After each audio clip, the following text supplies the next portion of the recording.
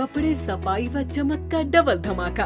गोगा लाए हैं double axle. Washing machine एवं कपड़े दोनों को रखे सुरक्षित। Goga double axle. गोगा देता है महंगे कपड़ों को सुरक्षा और आपके हाथों को भी बनाता है कोमल। कपड़ों में लाए चमक। Goga washing powder. आज श्री कृष्ण जन्मभूमि मंदिर मस्जिद विवाद के मुख्य हिंदू पक्षकार दिनेश फलाहारी बागेश्वर पीठाधीश्वर धीरेन्द्र शास्त्री द्वारा निकाली जा रही सनातन हिंदू एकता पदयात्रा में पलवल में शामिल हुए। पदयात्रा में दिनेश फलाहारी के शामिल होते ही संपूर्ण जनमानस में हर्ष व्याप्त हो गया। यात्रा में चल रहे हिंदू जन समाज ने अयोध्या हुई हमारी है और अब मथुरा की बारी है के नारे लगाए। यात्रा 4 किलोमीटर के लगभग आगे बढ़ी। वहां पर स्थानीय इंटर कॉलेज में हजारों की संख्या में उपस्थित सभा को संबोधित करते हुए बागेश्वर सरकार धीरेन्द्र शास्त्री ने दिनेश फलाहारी को साथ लेकर मंच से संबोधित करते हुए कहा कि हमारे फलाहारी जी की तपस्या व्यर्थ नहीं जाएगी और योगेश्वर भगवान श्री कृष्ण की जन्मभूमि से मुगलकालीन इस्लामिक स्मारक हटेगी। उन्होंने दिनेश फलाहारी की प्रशंसा करते हुए उपस्थित जनसमूह से परिचय कराते हुए कहा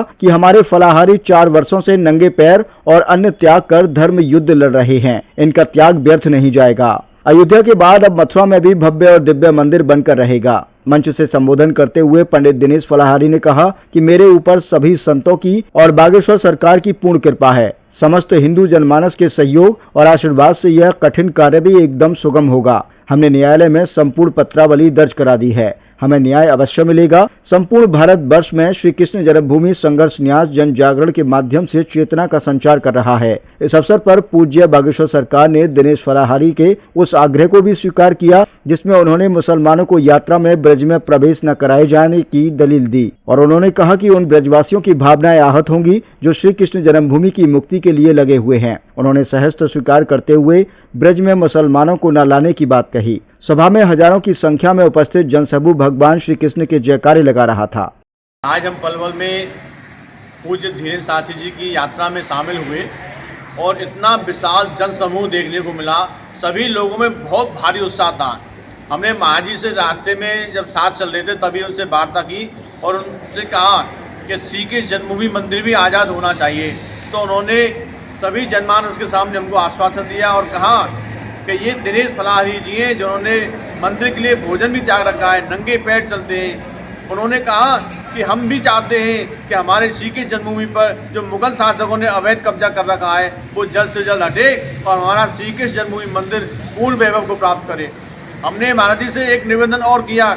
हमने कहा था कि महाराज जी हमारे ब्रजवासी नहीं चाहते, हमारे सनातनी संत भगवान नहीं चाहते कि ब्रजभूमि में मुस्लिम लोग यात्रा में शामिल हों, क्योंकि ये लोग हमारे कृष्ण जन्मभूमि मंदिर पर अवैध कब्जा करके बैठे हैं। ऐसे लोगों को हम ब्रजभूमि में घुसना पसंद नहीं करते हैं। तो महाराज जी ने पूर्ण आश्वासन दिया है और कहा है कि हम किसी भी मुस्लिम व्यक्ति को ब्रजभूमि में जाने की अनुमति नहीं देंगे, क्योंकि हम भी चाहते हैं कि ब्रजभूमि में भगवान श्री कृष्ण ने महाराज किया है, गोपियों के साथ माखन चोरी लीलाएं की हैं। ऐसे पवित्र स्थान में जो व्यक्ति गौमांस खाते हो वो ब्रजभूमि में प्रवेश नहीं करेंगे।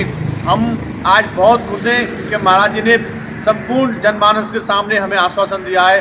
हम महाराज जी के इस कार्य से बहुत ही खुश हैं। वो हिंदू राष्ट्र की परिकल्पना को जरूर साकार करेंगे।